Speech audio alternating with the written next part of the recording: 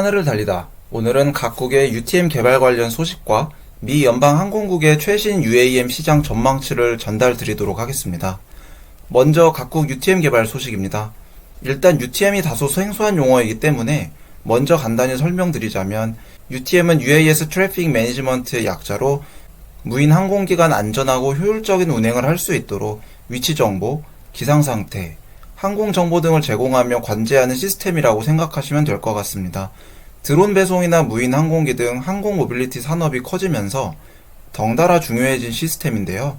최근 아랍에미레이트 연합은 이러한 UTM 개발에 있어 주요한 계획을 발표하였습니다. 그들은 eVTOL을 통해 2025년부터 광범위한 UAM 서비스를 시작할 예정이며 이는 하룻밤 사이에 세계 UAM 시장의 흐름을 바꿀 수 있는 큰 변화라고 소개했는데요. 특히 두바이와 아부다비에서는 eVTOL과 화물 운송용 드론, 그리고 개인 항공기까지 곧 같은 공역을 공유하게 될 것으로 밝혔습니다.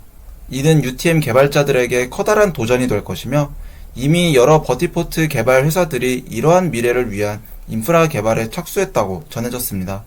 아랍에미레이트 연합만이 이러한 변화의 중심에 있는 것은 아닙니다.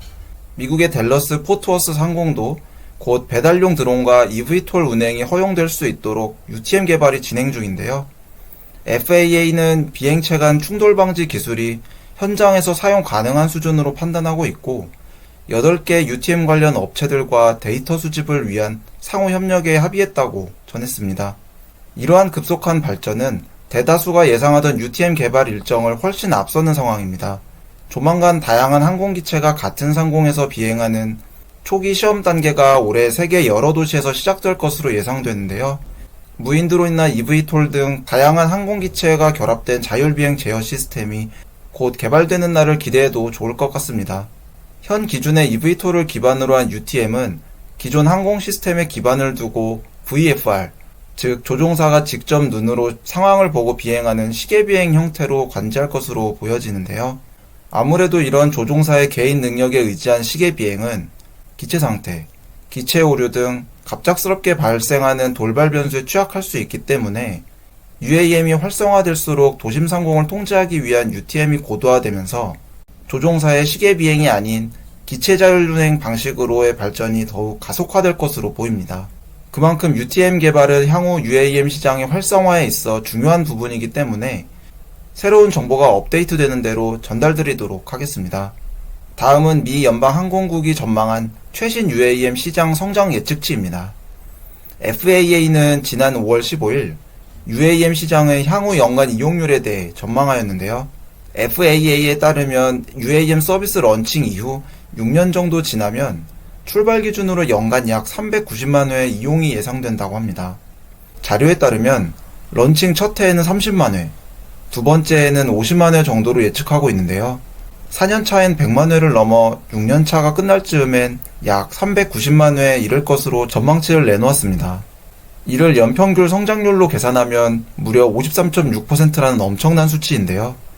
UAM 시장이 얼마나 잠재력을 갖고 있는 시장인지 알 수 있는 수치인 것 같습니다.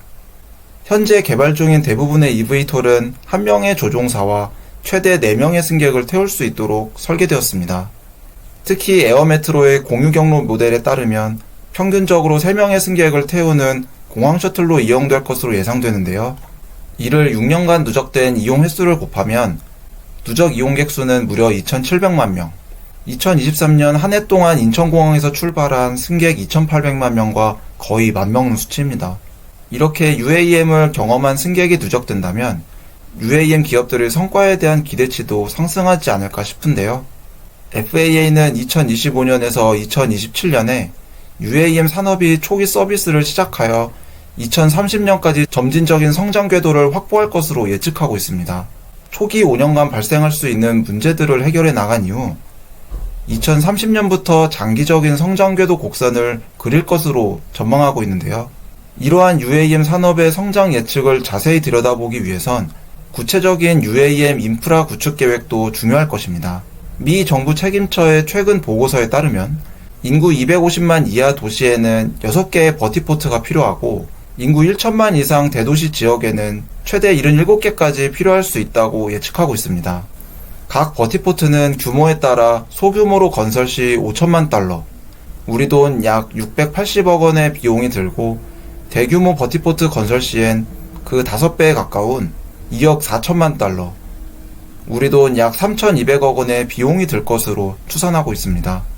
이처럼 UAM 산업은 우리의 이동 방식을 혁신적으로 변화시켜 성장할 잠재력을 가지고 있는 것으로 보여집니다.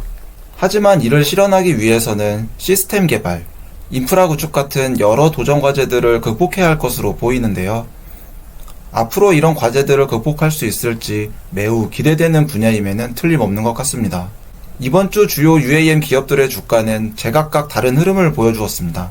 먼저 조비 에이비에이션은 금리 인하 기대감으로 5.4불까지 반짝 상승한 이후 다시 5불로 하락하는 흐름을 보여주었습니다. 특별한 악재가 있는 것이 아닌데도 불구하고 아쉬운 모양을 보여주었는데요.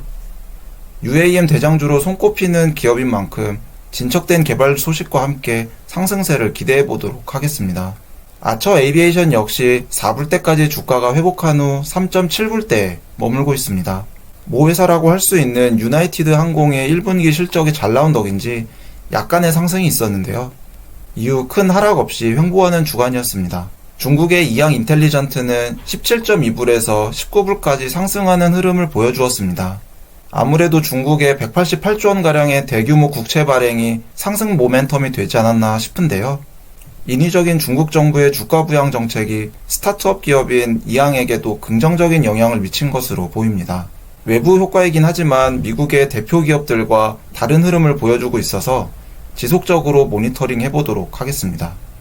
오늘은 UTM 개발 소식과 UAM 시장 전망치에 대해 알아보았습니다. 다음 시간에 더욱더 알찬 내용을 전달해 드리도록 하겠습니다. 구독과 좋아요는 영상 제작에 큰 힘이 됩니다. 감사합니다.